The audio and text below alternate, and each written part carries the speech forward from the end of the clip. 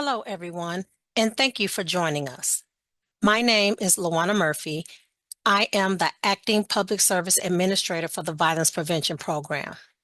Welcome to the State Fiscal Year 26 Community-Based Violence Intervention and Prevention Notice of Funding Opportunity Technical Assistance Session. We're excited to share important information and guidance to support you as you prepare your application for this funding opportunity. Today's session is designed to walk you through the Notice of Funding opportunity. This includes going over key dates, eligibility requirements, application components, and helpful tips for a successful submission. Our goal is to ensure you leave with a clear understanding of the process and feel supported every step of the way. Let's get started. Before you can submit an application for this funding opportunity, there are several important steps you will need to complete to ensure your organization is eligible and ready to apply. First, you must obtain a unique entity ID number. This is a federal requirement and replaces the old DUNS number system. Next, make sure your organization is registered with the System for Award Management. This is commonly referred to as SAM.gov. This registration must be active and up to date. You will also need to apply for, update, or verify your employer identification number. This is essential for all tax and financial documents. Please complete your registration in the Grantee Data Portal, which is where your organization's eligibility and pre-qualification status are maintained. Identify your primary point of contact for the application and make sure that they're set up a single sign-on access to Amplifon. Amplifon is a system you will use to submit your application. And finally, your organization must be in good standing with all GATA pre-qualifications and requirements. This includes having no outstanding issues that will prevent you from receiving state funding. Taking care of all these items ahead of time will save you a lot of stress down the line and help ensure a smooth application process.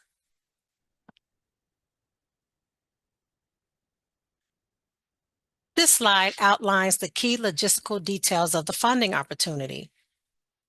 Award amounts will range from $50,000 to $200,000, depending on the scope and strength of your proposed project. The grant period will run from September 1, 2025 through June 30th of 2026. So your budget, your proposal should reflect activities and outcomes that can be completed within that time frame. All application materials must be submitted through Amplifon. This is the only accepted platform for submission, so please make sure you're registered and familiar with the system. The deadline for submission is 5:00 p.m. on June 2nd, 2025.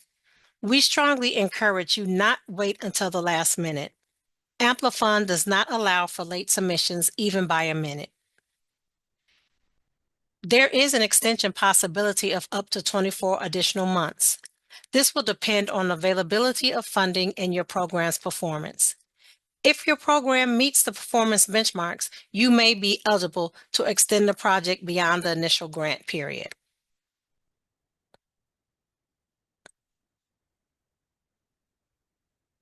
This slide presents key dates in the application and review process. Please make sure to note these deadlines. May 1st, 2025. This is the official release date of the Notice of Funding opportunity. The NOFO will be available in Amplifon and you may begin working on your application. May 22nd, 2025. This is the final day to submit any questions about the Notice of Funding opportunity. After this date, we will no longer respond to inquiries, so please plan accordingly. June 2nd of 2025, by 5 p.m., this is the hard deadline for submitting your full application in Amplifon. Again, late submissions will not be accepted under any circumstance. August 21st, 2025. This is when the Budget Committee will review and approve funding recommendations. You will be notified shortly after this date about the outcome of your application.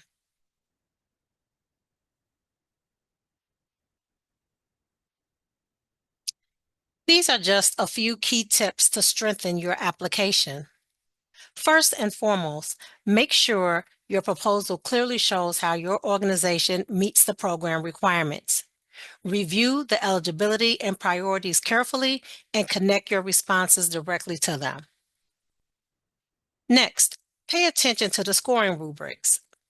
Each question is assigned a specific number of points. Use that as a guide to determine where to focus your time and how detailed your answer should be. High point questions deserve more of your attention. Before you submit, have someone else review your application, not just for grammar and typos, but more importantly, to ensure you fully answered every part of each question. Sometimes it's easy to overlook and submit a question without all of the parts being responded to. Lastly, keep your responses clear, detailed, and to the point. Avoid vague statements. Show us how your program will work, why it matters, and what the impact will be. These steps will help make your application stronger and more competitive.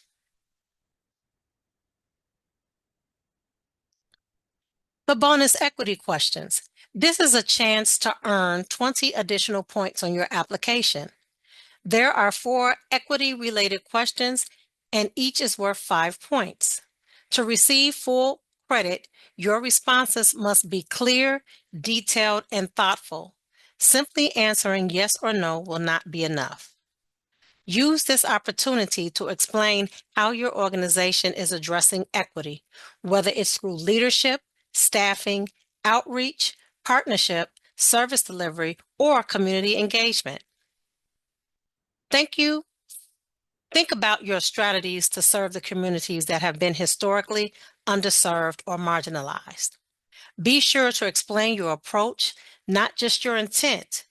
Remember, these bonus points can make a big difference in a competitive review, so take your time to answer the questions thoroughly.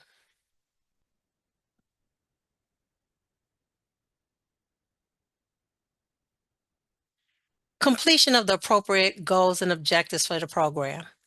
Make sure the goals you select or create align with your program activities and expected outcomes. You can add additional goals beyond the ones listed if your project has unique elements. Just ensure they are specific, measurable, and achievable. These goals are not just for the application, they form the basis for quarterly reporting throughout the grant period. So think carefully about what success will look like for your program and how you will track its progress. A strong application will include clear metrics tied to your goals, whether it's the number of participants served, changes in behavior, or improvements in the community.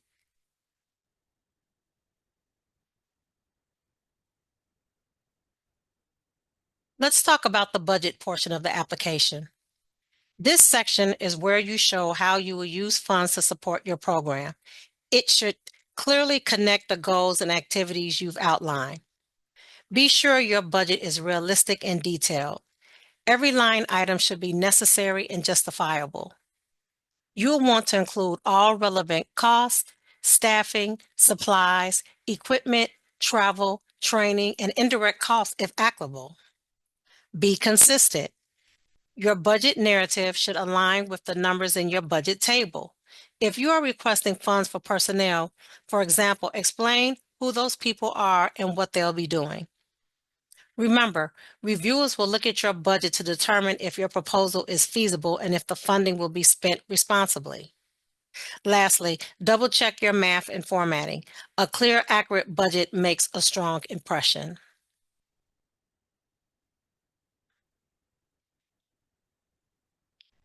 As you complete the budget section, there are a few critical things to keep in mind. First, your budget must align with your program narrative.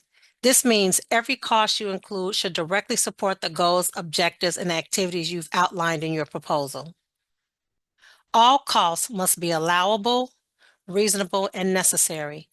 This is a GATA requirement and a general best practice for public funding. Ask yourself, is this something I'm allowed to spend grant funds on? Is the cost fair and justified? Does it support the program in a meaningful way? Every single line item in your budget must have a corresponding narrative. Don't just list the amount, explain what it's for and why it's needed. The narrative helps reviewers understand how each cost fits into your overall plan. Remember, a strong budget tells a story that supports your program, so make it clear and complete as you write your narrative. When you're developing your personnel and fringe budget tab, there are a few important things to consider. ICEGA recommends having a designated person responsible for maintaining the grant. This includes coordinating with ICEGA on initiation, monitoring, and reporting. To realistically meet these responsibilities, it is recommended that the person be budgeted at least half-time. Think about what other staff you will need to accomplish your program goals. Who will deliver services? Who will provide oversight? Don't forget about data collection or administration support. Those roles matter too. Also consider how much time you will need to hire. If you're not planning to hire someone in place by September 1, 2025, build in time for recruitment and onboarding. Remember, the performance period is from September 1, 2025 to June 30th of 2026, so your staffing plan and timeline should reflect that. For fringe benefits, be sure to list each fringe and cost separately. For example, FICA, health insurance, retirement. Please do not lump them all together. List them separately. Being detailed and thoughtful here helps demonstrate your readiness to manage the grant effectively.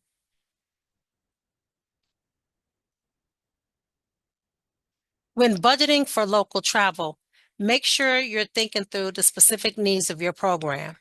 Include costs like mileage, parking, and tolls. These can add up quickly, especially if staff are traveling frequently to provide services or attend meetings. Use the state Illinois mileage reimbursement rate, which is 70 cents per mile. Use this unless your agency has a lower internal rate.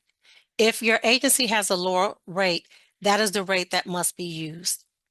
Most importantly, your narrative must clearly explain what the travel costs are for. For example, staff will travel to partner sites weekly to conduct program check-ins or mileage for outreach workers visiting clients in their homes.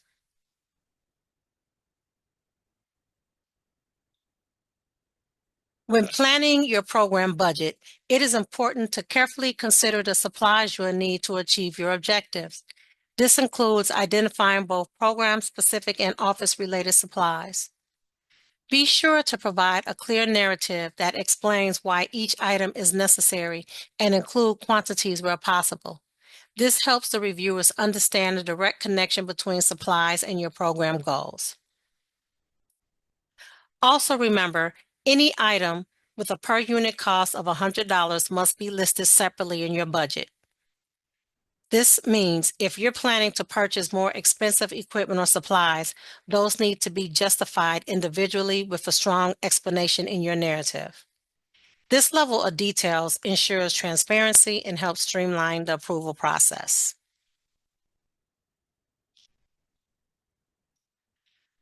When it comes to budgeting for food, it's important to remember that food is allowable under specific circumstances. It's not a blanket approval. There needs to be a clear programmatic purpose. Food can be used as an incentive for attendance or to support activities with a pro-social or relationship building goal, especially in those activities that are engaging youth or individuals re-entering into the community. Some examples of allowable uses are a block party, a re-entry event, a social event, focus group, or therapy or counseling sessions. Be mindful of the cost guidelines. The general maximum allowable amount is $3 per snack and $10 per meal. Staying within these limits ensure compliance. And one very important note, alcohol is never allowed at events, regardless of whether it's paid for with grant funds from another source. Always keep this in mind when planning your events.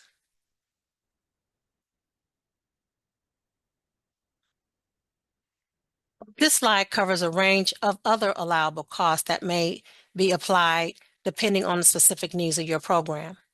These costs should always be justified in your budget narrative with a clear connection to your program goals. Background checks, uniforms, transportation assistance, public transportation passes, gas card, or rideshare vouchers. However, you must select the most economical method available and explain your reasoning in the narrative. Lastly, incentives are a great way to encourage client participation. These could include gift cards, movie tickets, or school supplies.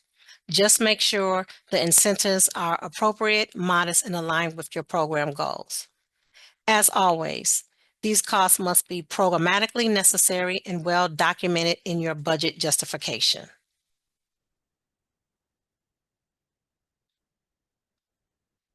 Next, we're going to talk about subcontractors and/or subawards. Let's start with the distinction. A subcontractor, also referred to as a subcontract, is typically an entity that provides a specific service to help the grantee carry out a portion of the project. Think of professional services like data evaluation, IT support, or consulting. In contrast, a subaward, sometimes called a subgrant or subrecipient, involves an entity that actually helps implement a part of the program itself. These partners are more deeply involved in delivering services or achieving program outcomes. If you know who the subcontractor or the subgrantee will be at the time of the application, make sure you include their name in both the narrative and the budget. If you don't know yet who it will be, simply list them as to be determined. Finally, just a heads up, if your proposal is awarded, you will be required to submit additional documentation for any subcontract or subaward. This might include agreements, budget, performance measures, so please be prepared to submit that information at a later date.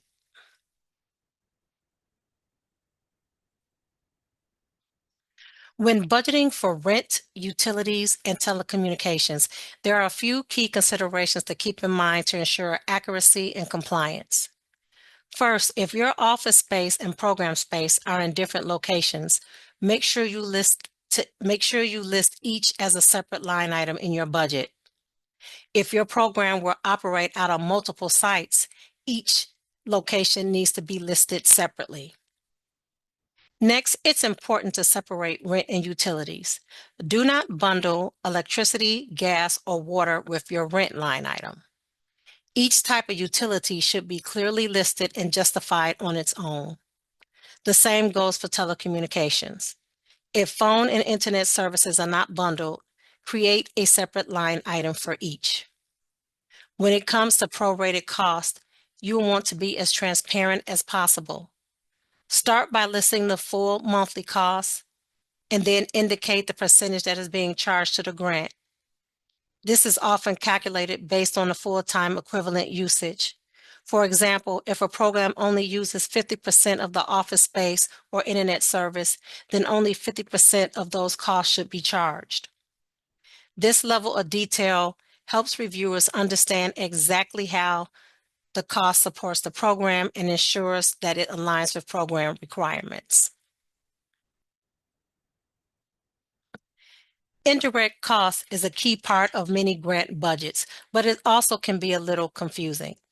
By definition, indirect costs are expenses that cannot be directly attributed to a specific grant activity.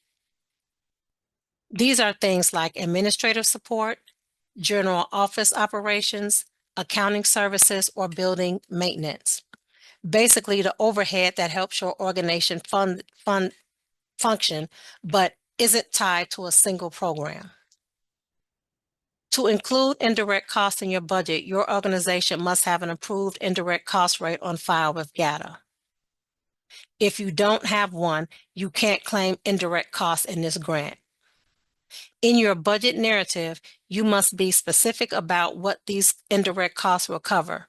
This helps the reviewer understand how the rate supports your overall program implementation. So again, only include indirect costs if your rate is approved, and make sure you explain what they're funding behind the scenes.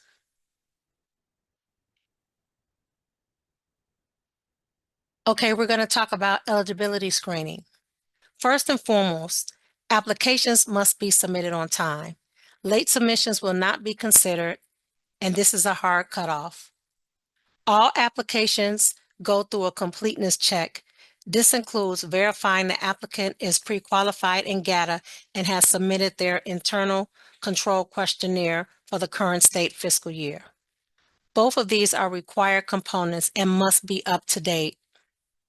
Only applications that meet these initial eligibility requirements will be forwarded to a formal review stage.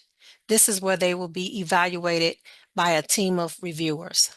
So it is essential that applicants complete all of the required registration and submit their materials by the deadline to avoid being screened out early. Once the application passes eligibility screening, it moves into the scoring phase.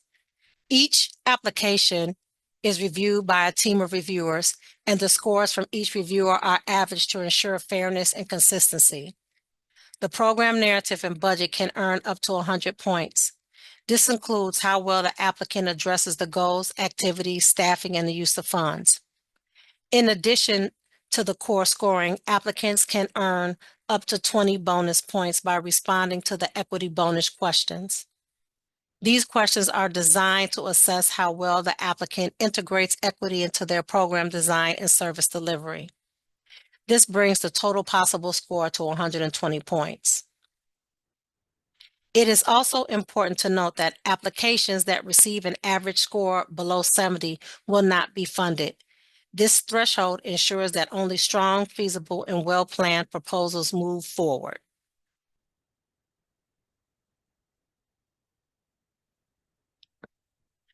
During the open application period, we understand that applications may have questions about the NOFO, budget, eligibility, or other program details.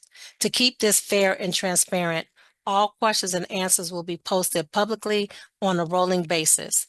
New question and answer updates will be posted every Friday on the designated NOFO webpage.